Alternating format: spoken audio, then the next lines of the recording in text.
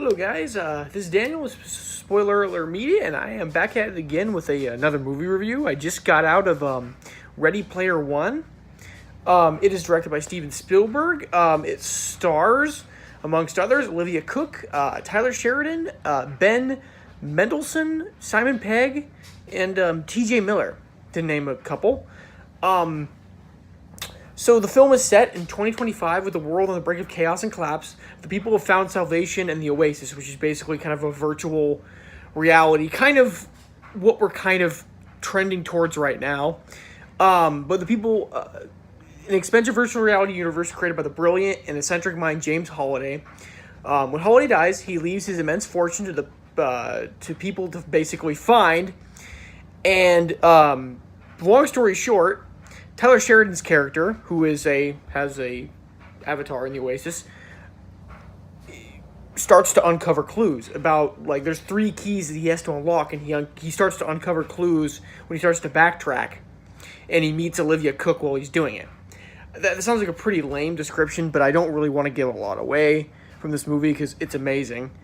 I was going to say that the thing that absolutely blew this movie away from me is that, like, it's 2 hours long, but it was so entertaining. You don't realize you just spent 2 hours of your life staring at a movie screen, and I guess to a certain extent, that's great. Yeah, no, it was really good. I mean, I think also what I absolutely loved about this movie was that you had so many, like, Easter eggs. You had, I'm sorry, spoiler alert. I'm going to give a lot away. You had, different player avatars. You had Halo. You had the green giant, the Iron Giant. I'm sorry, the Iron Giant. You had just. I mean, this is definitely one of those movies you have to watch at your house and just pause it every once in a while because, like, I feel like they put a lot of creatures in films. They got the rights to a lot of stuff, so I think they put a lot of creatures and films in this movie to just make it amazing. I think this is like the ultimate theater experience. I'm not sure if I watched it at my house again and and naturally I think you watch anything the second time, you're gonna probably notice some indiscrepancies or, just kind of, find whatever to nitpick or do whatever or something like that. But this movie was awesome. I really, like, just coming out of the theater, I haven't been that happy in a while. And and right now is kind of a weird time for movies and stuff like that, just because, you got a lot of, there is some garbage out right now. I mean, let's be honest. But yeah, I just found the story was fascinating. Olivia Cooke's character was great. I thought Ty Sheridan's character was awesome. The villain, Ben Mendelsohn's villain, was okay. I mean, I think that was probably the weakest part. I thought that he was kind of just there, which I think I think the weak part of this movie, if there really is one, is I think that the fact that there's just so much, like, just sheer content and just different avatars and different series is being represented. I mean, Star Trek's in there. They talk about Star Wars, the Millennium Falcon. I mean, they don't show any Star Wars stuff directly, but I think that there's one weak point of this movie. I think I would say that they almost used a lot of the brands being represented as kind of a crutch, I would say. But, we always talk about, like, world building, and, like, this movie built a world where I was, watching these people in the Oasis, and I'm thinking to myself, wow. Like, I felt like I could relate. I was like, wow, that's really interesting. Oh my God, they're going to a dance club. Oh my God, they're in a library or, whatever.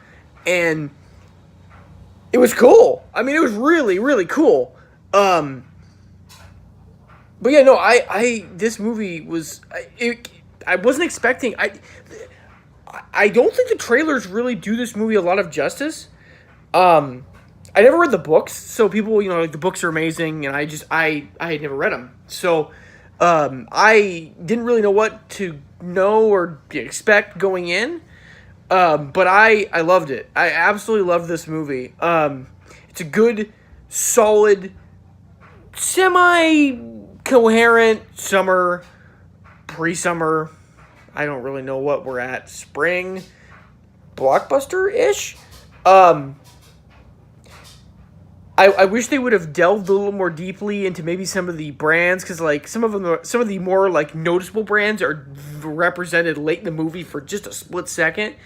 I wish they would have maybe incorporated some more familiar brands they had gotten the rights to, for more movie stuff.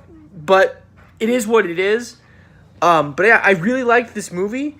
I'm sorry, my description is really lame, but like it's really really good.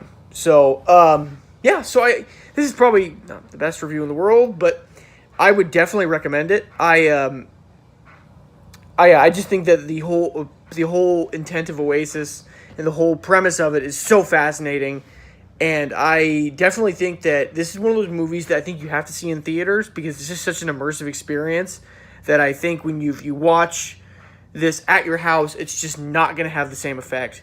So yeah, so I would definitely give this movie 2 thumbs up, 4 stars in my opinion. Probably bump it down a peg for if I watched it again at my house, but for what a lot of you are going to be doing, watching this at your local theater, I would give this highly recommended. Go see it. So yeah, I think this is about it. I'm probably going to be back at it again tomorrow reviewing something. I don't really know. There's a couple of movies that I'm going to be thinking about watching, but thank you for watching. Like I said, you can comment, subscribe. Have a great rest of your day, and thank you. Bye-bye.